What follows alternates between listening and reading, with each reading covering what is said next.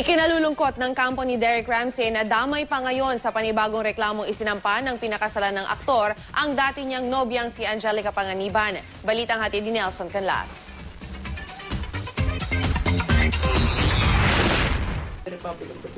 Mas umiinit ang sagupuan sa korte ng mag-asawang Derek Ramsey at Mary Christine Jolly matapos ang pagsampa ng reklamong paglabag sa RA 9262 o Anti-Violence Against Women and Their Children Act ni Jolly kay Ramsey at ang palitan ng mga counter affidavits. Naghain ng bagong reklamo si Jolly sa Parañaque City Prosecutor's Office ng concubinage laban sa aktor at sa dati nitong karelasyong si Angelica Panganiban. Ayon kay Jolly, bukod sa nagkarelasyon, nagsama raw sina Derek at Angelica mula 2008 at nagtagal ito ng 5 taon.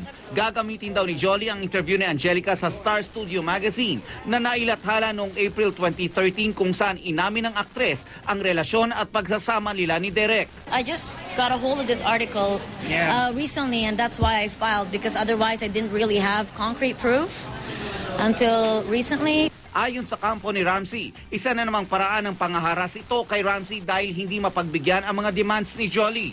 Ikinalulungkot nila na pati si Panganiban ay idinamay sa gusot sa pagitan ni Ramsey at Jolly. No comment naman ang tugon ng kampo ni Panganiban sa reklamo. Hindi pa raw niya nakikita ang reklamo at magbibigay siya ng pahayag sa tamang panahon. Nelson Canlas, GMA News.